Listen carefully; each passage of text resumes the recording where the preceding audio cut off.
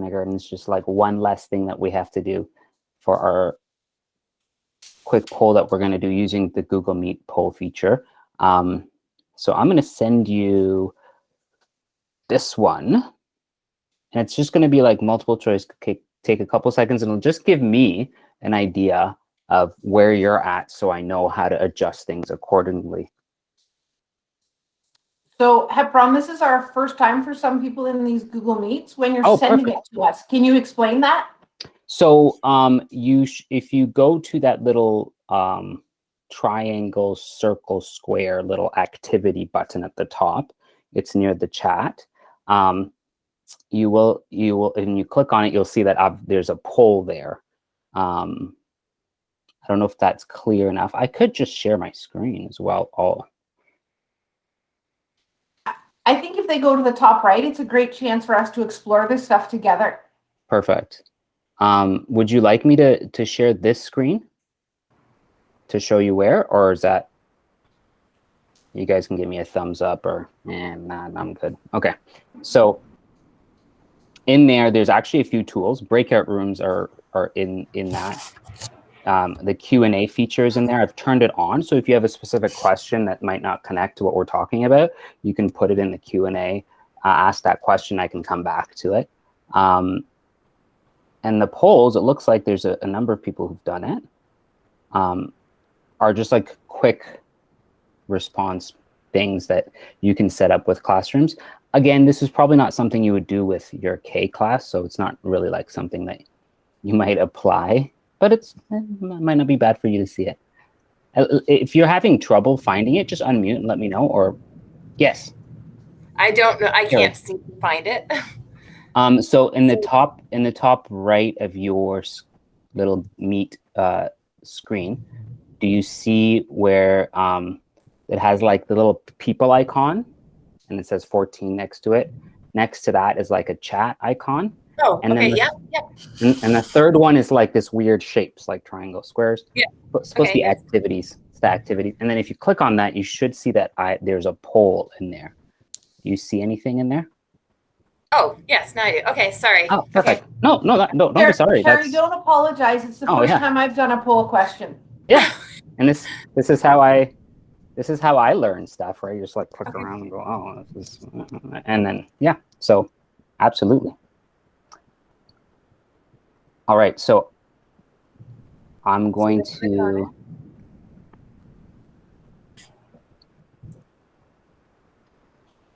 if you click on a response, I'll give you 10 more seconds, and then I'm going to end that poll, and it just gives me an idea of where to start with Google Classroom, and how far to go. Cool. Anybody else having trouble finding it? We're good. You'll know if you're ever in a Google Meet with your Kindie friends, you'll notice that some of them, depending on what device they access things, will see things differently. So if your little ones are on an iPad as opposed to a laptop or a Chromebook, they'll see things differently. Or if you guys are doing breakout rooms, you can't move the iPad people into breakout rooms, so you'll just have to keep them in the main room. And we can talk about those little nuances in the Google Meet section of this presentation.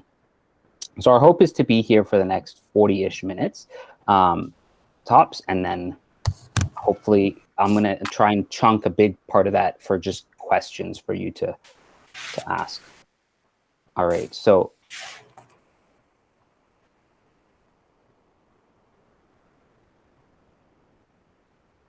all right, so let's jump into Google Classroom. So I've made this test class. You should be, I'm going to start in the stream because this is where you end up logging in.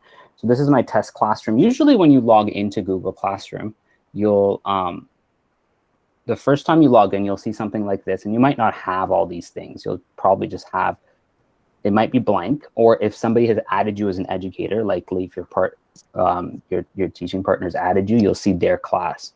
So you'll just click on the card that's the class that you're working with, and it'll take you to this stream page.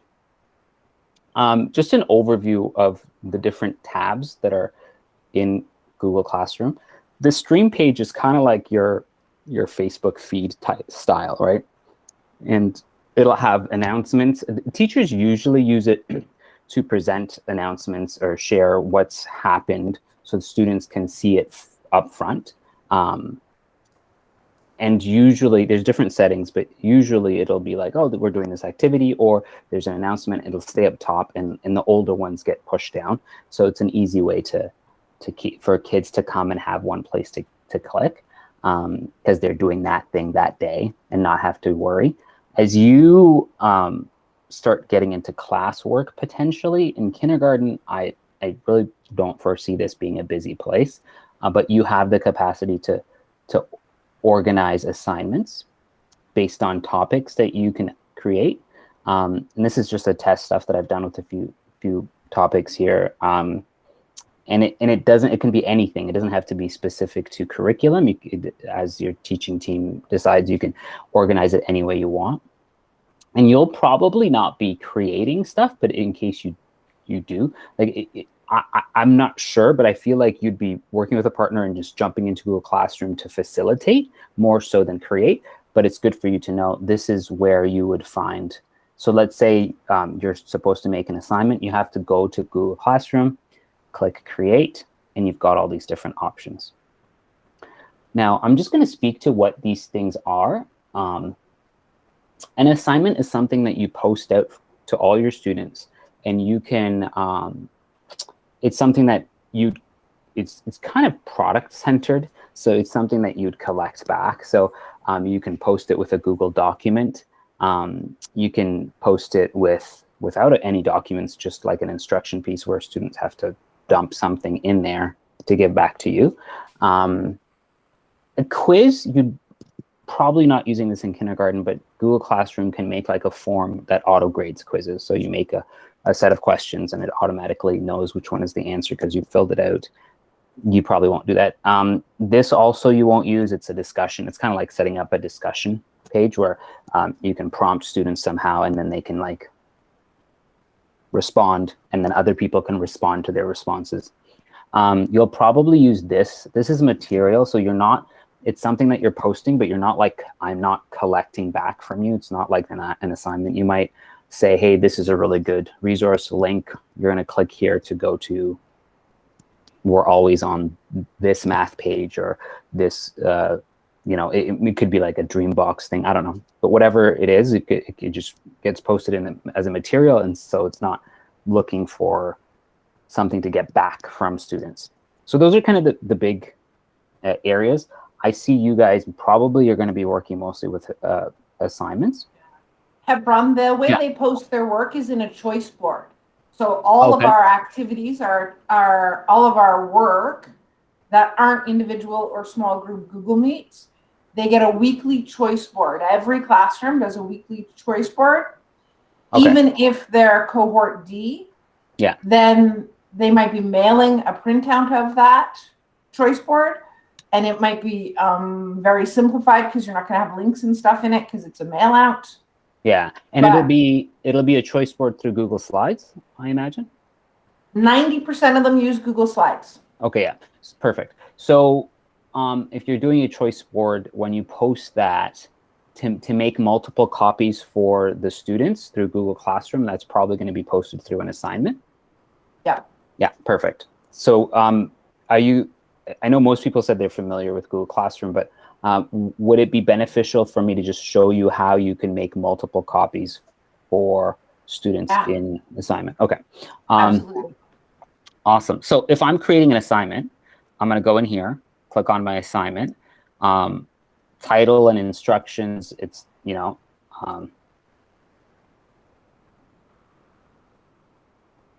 straightforward.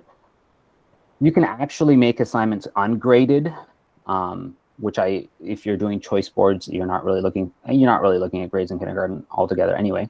You can put due dates on it. I usually don't like to. You can assign a topic or create a topic. So if I'm doing a choice board is my topic, and all the different choice boards for each week or each, however many times you vary the choice boards can go in the same place, then you can put a topic in it. Now, the part that's, and just jump in anytime if there's a question or a comment here that is pertinent. This piece is the most interesting piece for assignments, and it's basically like, do you remember when we used to make Google Drive things and you used to share it with people, and then they have to share it back, and it gets really messy, and students have to get into Google Drive. So with Google Classroom, students don't even touch Google Drive really in terms of sharing with teachers and stuff like that. So if I wanted to, let's say, hopefully I can find a Google Sheet here. Oh, this one. Let's say this is something that I wanted to, this is a choice board in a Google Slide. This option is really powerful. It's important here that this option, make a copy for each student, is only available to you when you make the assignment. So if I assign this assignment and it's gone out and posted, and I go back and try to change whether that document can be a copy for each student, I'll have to just delete the assignment, because Google Classroom can only do that when it's creating the assignment. So students can view file is just like a resource that they can only see. If you click students can edit file, usually people get these two mixed up. Students can edit file means your whole class is in that same single file, and we're all collaborating on that one file. So that's an important thing to differentiate. And then make a copy for each student means Google Classroom is going to go take your document, make a copy for each student. And what it does, it puts the student's name in your class at the end of the file name for you, so that you can write, and makes a copy of it automatically. I only have 2 students in my class, just a couple of friends that are testing it. But if you are creating small groups or wanting specific people to have an assignment, this is how you would differentiate. So this test assignment can be just for Loretta instead of for everyone in my class, so that I can give specific things to specific students. Again, if you're doing choice boards, probably not using that, but it's good to know that you have that functionality. And once I assign that assignment,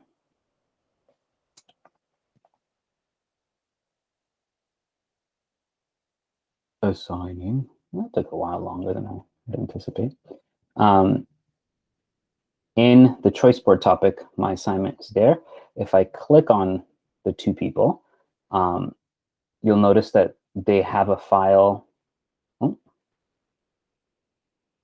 Oh, there we go. It stuck Virginia's name in front of the file name, and it's made a copy for her. So that's like just a very useful thing for assignments. I foresee that's probably the only way you're kind of posting things for your kindergarten classes. I do want to speak to, I'm gonna go back. I just have a quick question. Yeah. Sorry. When you're doing assignments like that and individually assigning the students, can you schedule that at the same time, or does it have to be assigned right away? Absolutely. That's a great question. Yeah, Google allows you to schedule. I'm gonna go back. That was my favorite feature of Google Classroom. Yeah, it's pretty fantastic. So if I'm creating an assignment, I have the capacity, instead of assign, there's this button down here. And if I'm working on something that's involved, this is not, because there's no content here. It's telling me, hey, test 2. If I can save a draft because it's something that I'm working on, I don't want to lose it, or I can schedule it for a specific day and time, which I do often. Yeah, so you do have the capacity with anything Google Classroom to schedule it ahead of time. So if you're working on next week's content or choice boards, you can definitely do that. It's a great question. And Hepron, most of our classes drop their choice boards on a Friday if they're on a Monday rather, if they're cohort C. The cohort D folks usually use their printing package days on the Fridays. Awesome. So then you can like have it in Google Classroom and ready, and not have to worry about, oh yeah, I have to remember to go in and post at a certain day, right? Yeah, absolutely. That's a great question. Thank you. Can I try and share a link of one of our Google choice boards in the chat? Yeah, absolutely. So this is one somebody sent me just to have some input on. But am I right that if they click on this link, it should take them to see a sample of that choice board? Yes, so clicking on that link, which I'm doing right now, opens up a view-only copy of that choice board slides, yeah. So that's just an example, Hepron, so you have an idea of what it looks like. That's just a sample. They all look slightly different, and there's no wrong way. You know, That's it's awesome. based on the children and what the educator teams decided they'd like to do. Just that we want minimal text because it's kindergarten. Yeah, absolutely. And the next point that I was going to, I'm looking at this and I'm seeing that people have already, this exemplar uses this feature of embedding audio instructions, which is really crucial. So has anyone here used audio or put audio into slides before? No? Okay, so I'm just gonna, and if there's some that you might have a different method too. There's a couple different ways to do it. In Google Slides particularly, this is one that I like a lot. So basically, like when students are accessing your choice boards, the less text, just like Helen just mentioned, less text is really important, and audio is really important. And the hearing an educator's voice is actually really, in a distance learning setting, and seeing an educator is really, really good for our students to feel connected as well. So how do you do that is the question. So there's this online voice recorder that I've used often, and I actually really like it. Again, I know that if you have another preference, absolutely go for it. There's a few different ones out there. This is my favorite because it's one of the quickest. Even though it's one of the quickest, it does still have a couple of steps for you to pop it into slides. So we're just going to go through this process together. So for this slide, for example, so if I want to put, I'm going to exit the presentation mode of this slide just so you can see it. If I'm working on this slide and I want to put instructions into it, I'm going to click on the online voice recorder link. I'm going to switch to that tab so you can see what it looks like. And so what I'm going to do here is it's just one red button. You click on it, starts recording. So I'm going to say, hello, whoever my students are. I can say, oh, this is an audio recording slide. Audio is really helpful because it helps us feel connected. We can hear each other's voices, and you don't have to worry about students accessing text. So putting voice recordings into your slides are super, super important. So this is what we're going to test out today. And then I'm going to stop.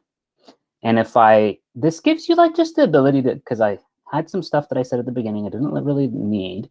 So I'm just going to cut a little bit of it or something like that. It has to, just a really simple way to like trim it without having to get into something complicated. And then I want to play it. It's recording.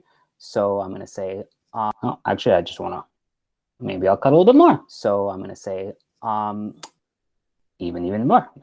I'm getting carried away. Hello. So for my students, if I like what I have, I'm going to save it. It's going to save onto your Chromebook. So when you click save, it'll just download it.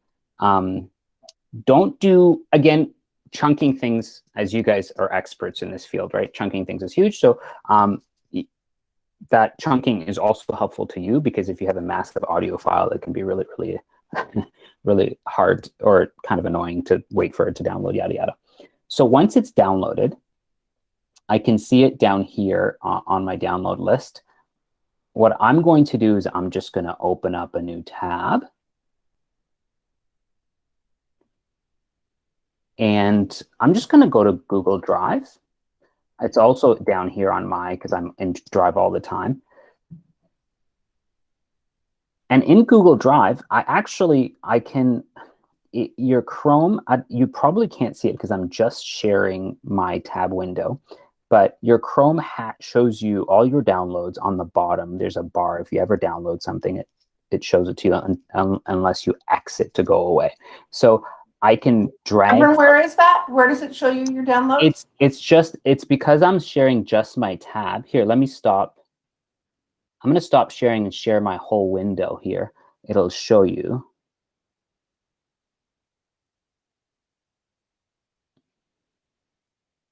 We'll talk about how to share best practices for sharing screens in Google Meet as well in a few minutes. So this is my whole window, and I think you guys can see yourselves. Yes. Which is something that some people don't like. So I'm in Google Drive. So whenever I download something, you notice that in a Chrome, in Google Chrome browser on any laptop or on your Chromebook, the download shows up for convenience down here until you exit off. So my download just dropped in here. So a really easy way of getting that into Google Drive, because to put it in Slide, you actually have to put it in your Drive first, is to just drag and drop my little file.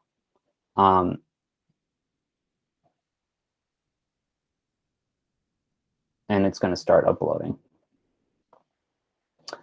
Now, if you're ever like, oh, I don't see that bar, where does that live? It's in your downloads, right? Depending on your device, if you have a Microsoft in your downloads folder, it'll be there. It'll be in an Apple Mac, it'll be in your downloads folder. In your Chromebook, it'll also have a downloads folder. So if you go to your file finder and find your downloads, you can find it. But we should all, by the way, like always use a Chrome browser. And if you're using a Chrome browser, it'll just pop up when you've downloaded down there. I'm gonna stop sharing now. Actually, yeah, I don't have any Oh, actually, I do want you to hear I'm gonna stop presenting, because best way to present and share audio things is to share a tab. So I'm gonna do that. But when you share a tab, it does a neat job of like getting rid of anything that's not in the tab. So all the other things that you would click outside of the tab are not there, which isn't helpful when you're trying to show people how to do things, but it's great when you have a class. Okay, so I've uploaded my my voice recording into my Google Drive. It doesn't matter where it is, and you'll see in a moment why. I'm gonna go back to my slides, share this tab instead. Okay, so I went to my slide tab, and I'm just gonna go insert audio. And when I do that, I like to go to recent.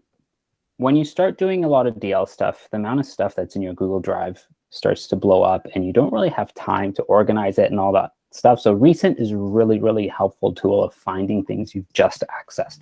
So this is the most recent file that I just accessed. So I'm going to select it. And Google Slides just drops it in with a little play button. And I can change the size of my play button and all the color stuff if I want to, but it wants to play it right away. I want to make my play button bigger because I want it to be visible. Hello, whoever my students are. So my audio is in there now. I might have to zoom in. If you're ever having trouble grabbing stuff in a Google Slides, it's probably because we're zoomed out too much, and it doesn't like that. And I've got way too many windows that are open, so I'm going to close some windows so I can access. There we go. I have a question, if that's all right. Oh, please do, please do. So you might have already answered this, but is the online voice recorder, is that like an extension of Chrome? Would I have to download that onto? That's why I like it. It's not, it's just literally that link. I'm going to share this slide with you. So you basically can take that link and put it on your favorites. And every time you do a voice recording, which will be a lot of times, you just go click on it, record it. It'll open a new tab. Record it. Because I was using Screencastify and I hated it. Because there's too many. Screencastify is really designed for recording your screen. So it has all kinds of extra stuff that you don't need. Now, ideally for me, something would be built in Google Slides where you could click record, right? It really should be Google. Come on. But we don't have that yet. So this is the only snag is just like once you're done your recording, download, put it in Drive, and then from your slide, insert.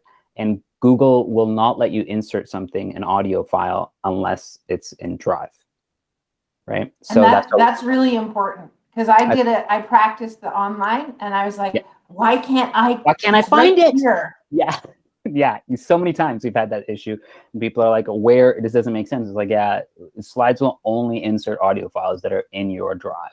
So popping it into Drive and then using that recent feature. Not having to worry about where it's organized. The recent feature is really helpful because once it's in your slide, you don't really care where that audio recording is. It's in your Drive somewhere. It doesn't affect things. So yes, that's a really good question. You don't need an extension. I looked at a few extensions that people used. This is way back when we were starting DL, trying to problem solve this, and it's like, they're really clunky and they slow things down, and they still have the same number of steps rather than just having this online recorder. I also like the fact that you can just quickly trim, because a lot of times when you start recording, you're like, oh wait, that's not what I meant to read, or there's a weird pause. And you can just quickly trim the two ends without having to go into some weird editing thing. So yeah. Although one of the things we try and tell, I see Carrie has a question after this, tell our DLK educators is when we're doing a recording or it's one and done. When I speak to my classroom in a brick and mortar school, I might be reading a book and make a mistake. I don't start the book again. I just go, oh, I needed my glasses for that word. It's one and done. Yeah. You are not publishing a video for YouTube. You're an educator in a classroom. Absolutely. And you don't really have time. Yeah, you don't have time. Yeah, Carrie. I just have a question. That's just for recording the audio? When I did a slideshow back, I wanted to add music to my slideshow. And I was having a hard time about doing it because you have to present, like save it, publish it to the web and then save it. When I was presenting my slideshow, because I had a bunch of pictures and I had a really nice song that I wanted to play for the parents, but I was having the parents weren't able to access the music. And we tried it, but we were struggling. So I'm just wondering, where did we go wrong? Because this was we were just fiddling around with it, and it worked from my end. I could see it and I could hear it, but the music, when I I saved it. So are you presenting to someone in a Google Meet? Well, no, we weren't presenting in a Google Meet. No, sorry. We were it was a presentation. Yeah, it was something I was sharing. So there's probably,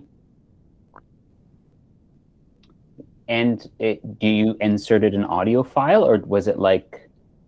I inserted the audio file, and when they pressed play to watch the slideshow, when I had did it for myself, the music came on because I inserted the audio, but when the music wasn't going on.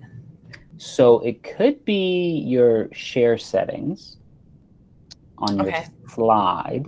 The easiest thing to do, it could be, but again, it could just be their internet lagging or something. There's so many permutations of, but the way you share your slide as a viewer might affect it. So they're able to see it. They should be able to hear the audio too, because it's a view only. They just can't edit it, right? They can't get rid of it or whatever. So I don't know. Did you use an online voice recorder and just record the song on there? No, I didn't do that. You just had a media file that you put in. Yeah, and then I just put it in. So it could be related to that. I would recommend MP3. If it's an MP3, it should be fine.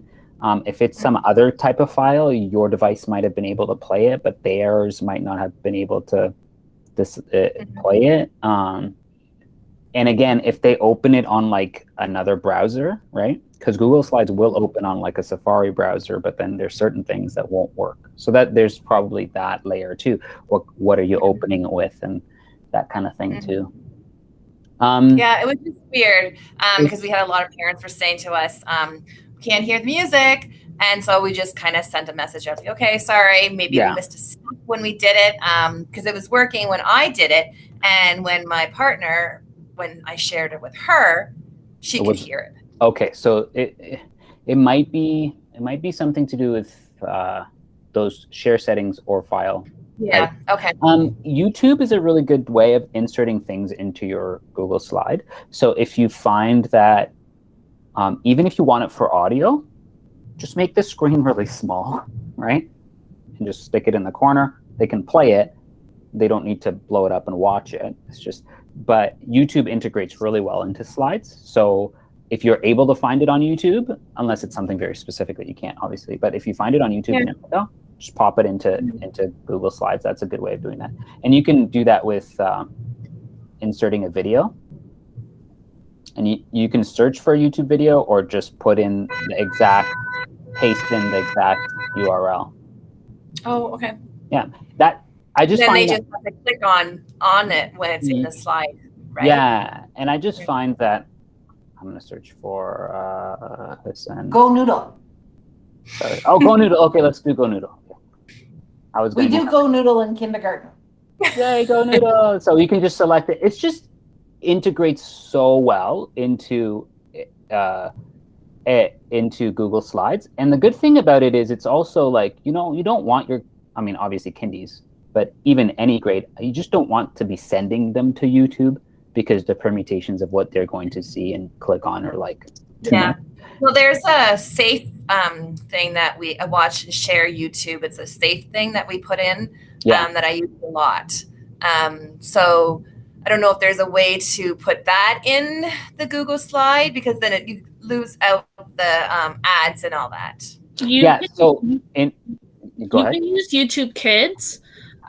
You have to create an account, but you just say as a teacher, and then it gets rid of the ads, and like there won't be like pop-ups of like weird lingerie ads coming on and like all the rest that happens that you have to like secretly cover on the projector. But that's one way that I kind of got around that. And if you put it in a slide, it controls a bit of that too. So if it's just that video that plays, this doesn't do the autoplay feature. I mean, you can turn off the autoplay, but they have to go and turn it off, blah, blah, blah. It's too much. So Google Slides is one way of. And they changed the safe YouTube because it was keeping data. So we were told we weren't allowed actually to use safe YouTube in the fall. Many people in the board did. Many. And then they got rid of safe YouTube and changed it to video.link. Yeah. So if you have a library of safe YouTube stuff you haven't updated, you can't play any of it. So what we have mostly done is exactly what Hepron did and just put the Go Noodle video and. Yeah, you put it in slides, it really locks it down and they can only see what you put in. So let's take a look at what we have planned. So we've talked about actually, I'm gonna go to present mode again.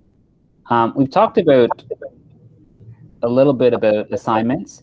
I would like to show you, we're gonna be running out of time. I'd like to just talk about Google Meet really quickly, but before I do, does anybody have any Google Classroom questions? We talked about how you can make assignments. We haven't really talked a little, but it's kind of intuitive, but we haven't talked about how you can actually go into assignments and see what kids are doing. So view assignment is that option. Really though, what that does is it's just a way for you to access their choice boards. If there's stuff that they're doing on there that you might see, again, might not apply. The cool thing about the way Google Classroom works is you'll notice this when you click on the assignment, when the document from Google Classroom, it shows up in a very different way than a normal slide, a Google slide. You'll notice up here that I can actually toggle through my students. I can select them, or I can arrow to the next student's document, which is really handy when you're just wanting to look through where students are. But this piece connects straight to Google Classroom, and I can put in a private comment that'll go in Google Classroom. Again, that might not be something they're going to be accessing, to be honest, in kindergarten, but maybe something for their parents, if their parents are looking at some of those comments that you put in there. So this goes privately to that student. It's not the whole class, and it goes in the assignments bar. So this is something that is a really good, cool addition over the last, I think it's just about a year and a half old. So you don't have to always open up different tabs for different documents that you're using. Again, might not be as applicable in kindergarten with your choice boards. Before we move on from Google Classroom, does anybody have any question? Any Google Classroom stuff? Mostly they're joining teams that are established, and they'll have the actual classroom set up. Yeah. And their work will be in Google Slides, creating some content. Okay, perfect. And Google Meets. So I love that you're going to finish us up with some Google Meet stuff. Yes. The other thing is, if people want to explore this over the next 3 weeks, and you want to send me a Google Meet link and try and, move me into a breakout room, or set up breakout rooms and have a bunch of us join, the best way to practice is to have a couple of your friends join you and, decide which one was poorly behaved and needed to go into the breakout room, or not well dressed in kindergarten. It's awesome. It's true. And trying things is the best way. Like, it's in the tech realm, I think we have this idea of I have to write down instructions of step 1, 2, 3, 4, otherwise things will blow up on me. And it's actually the opposite. You just gotta have to try things and go, okay, this worked for me, this didn't. And nothing is not reversible, right? So even if you deleted a doc, you can undelete it these days, right? You can look at any changes you've ever made in the doc, right? All those things. So I think it's something that you guys get. So feel free to mess around. I'm going to share my window again because we're going to be in Google Meet. And I just want to talk about the types of rooms you can create in Google Meet. So if you're using this guy in Google Classroom, I'm going to go back out to you know how Google Classroom creates a link? It's over here in your stream, and in classwork, when you go to the top, it's a little icon that looks like a meet. So if your teacher is using that, what Google Classroom does is actually creates a nicknamed meet.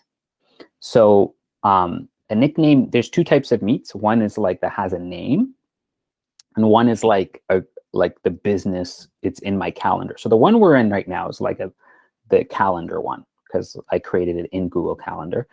And the calendar one's really wide open. It doesn't expire, so it's open for 90 days. So, if you want to come into an empty Google Meet 3 weeks from now, you just click on this link and it'll still be here. You'll go bloop and you'll be alone. Or you can meet a friend here. We're yeah, we don't care because we trust you. You guys are adults. But with students, there's a level of control you want to have over the room being open or not. Just like you would have an open classroom, and it's the end of the day, we've closed it and it's locked, right? So Google Classroom has a feature that manages that for you, in my opinion, in a very convoluted and unfriendly way. But I want to tell you about it so you're aware, because I feel like a lot of your teaching partners will be in Google Classroom and using that link. Okay, so the way Google Classroom works is, if you're a teacher, that room is open when the first teacher in that class, and there's let me go back to this window. When you go to people, I'm the only teacher in this class, but without getting into trouble for privacy stuff, not really quickly, there's a number of teachers in this class, some who are not around and some who are still. So you'll be in a class where you're one of many, right? So whoever the teacher is that first enters the room, first of all, opens it so that students can come in, because students before, it won't let them in. It'll just say, hey, this room is closed, right? No, it doesn't work, right? So it'll open up that room. It'll give it a nickname. It automatically creates a nickname, says this is the nickname room. There's a teacher in this room, so it's open. Now, the trouble you're going to run into is whoever's the first person in, you know how there's a little waiting room? It's like white, you're testing your camera. Whoever's there first, yeah, you're like checking to make sure you look good. Whoever's there first is actually the one who controls the room. So let's say you're doing a lesson and you need to be the one in control of the breakouts and the access. Or sometimes like, you know what, I want out, the teacher's doing a lesson and you just want to control the people coming in and out. So there's whatever you decide, whoever wants to have control of that room has to be the first one in. So you know how I gave you a poll and stuff? Like you don't have the control that I do. You can see it as a participant, but you don't have the control that I do to give people polls. Also, you don't have the control that I do to like go and mute people, right? Or remove them from the meeting. If you try to scroll over other people's, I don't want to remove you, Carrie. I think you're fantastic. So if you try to scroll on people's faces, you can't see that. You're like, oh, I can't do that.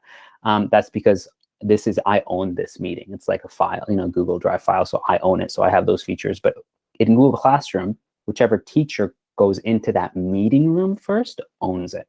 So a lot of times what happens to people is a teacher comes in, they're like, I'm not owning this one. It's fine, but I'm gone into the waiting room. I'm just waiting. So I'm going to go, go to the bathroom real quick and whatever. And then they go into the room after.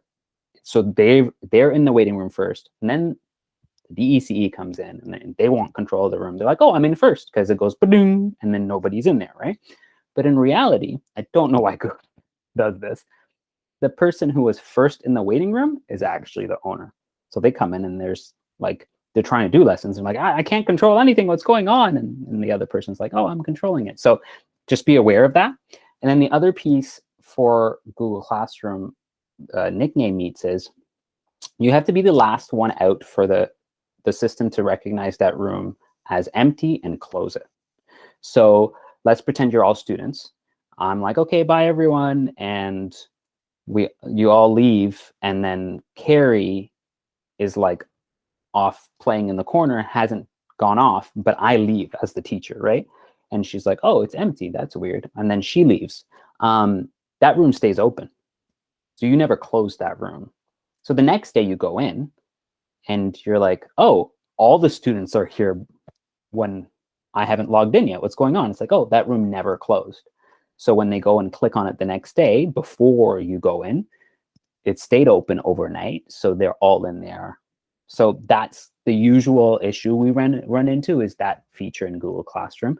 It's meant to like give you that control, but yeah. Yes.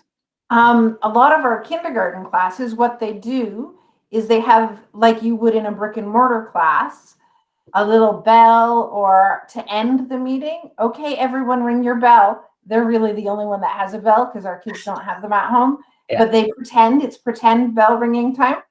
Yeah. Okay, we ring the bell. Now we close. Bye.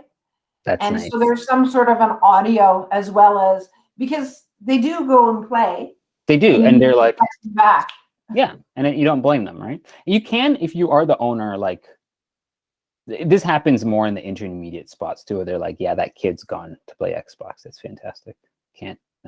Okay, remove. All right, right? Like you have to close the room, so you're just gonna remove. You can do that too. You can remove them as the owner, and then you can make sure the room's closed properly. Okay, that's really the big thing. Oh, sharing your screen. So right now I'm sharing my window, so you can see me, like you can see the stuff underneath here. Oh, I have to stop presenting. So when you click this, 3 options come up. You can share an entire window. You can share your whole screen, like no matter where you go. You can share a window, or you can share a tab. I always stick with tab because tab does automatically sends the sound. Yeah, thumbs up. Yeah, it sends the sound. So if I'm watching a video, the tab will send it straight to you guys through the software instead of having it to come out of my speakers and back in through my microphone. Do you know what I mean? One thing to never do though when you're sharing a tab don't ever share the Meet tab as the tab you're sharing to the Meet that you're in, because you can imagine what the sound's going to do, right? It's going to take the sound from the Meet and put it into the Meet, and take that and put it into the Meet. So you're going to have massive feedback, and then people are going to lose their ears. So I've done that. yeah, me too. That's how I learned, guys. That's how I learned. People are like, what happened? I'm like, I didn't hear anything. People are like, yeah, the Meet went crazy and my computer was going.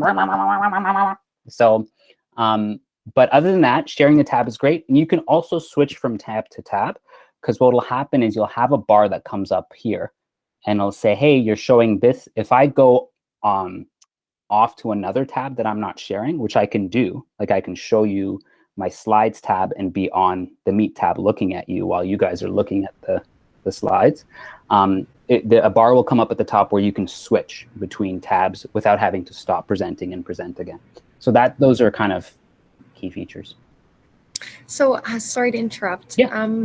How can you, I don't know if I missed it, but I know that you mentioned, because I've also had that where you could hear the same tab. I always just end up sharing my screen, like my whole screen, and it's never been a problem. But as far as just sharing a tab, how do you share your tab without sharing your current screen? Because don't you have to go down to the bottom on this current screen to change the tab, or to share the tab, sorry? No, when you click share the tab, you know how a whole bunch, all your tabs pop up as an option. So you have to select the tab you want to share. Oh, okay. So then, just like you would do with Windows, if I have a couple of windows of things open on my desktop, all the windows will be an option for me to share. If you share your entire screen, you'll never see that option because you're sharing whatever you're looking at. Mm-hmm. So if you pick tab, it'll come up with a list of all the tabs you have open, and you can pick the one you want to share. So they don't even have to see themselves. Yeah. Oh, great. It's okay, and thank you. ironically, I can't show it to you, right? Which is kind of annoying because I have to stop presenting. And Victoria, we can play with that in the afternoon if you want to try. yeah, I think there's supposed to be another presentation right now, but do you know if you guys are supposed to be shuffling to another group? At 11:15, we have a bit of a break. Okay. They have break from 11:15 till 12, and then we meet back again at 12 o'clock. That's our schedule. Okay. So I think maybe my second group. I think so, because I see some Right now. people that are joining that we would love to have on our team, but they don't belong to DLK. They're just jumping in. I'll go over this stuff if you're just joining us at 11 o'clock. Thank you. Okay. Awesome. Well, if you have any questions or troubleshooting stuff, feel free to pop me an email. I'm more than happy to help.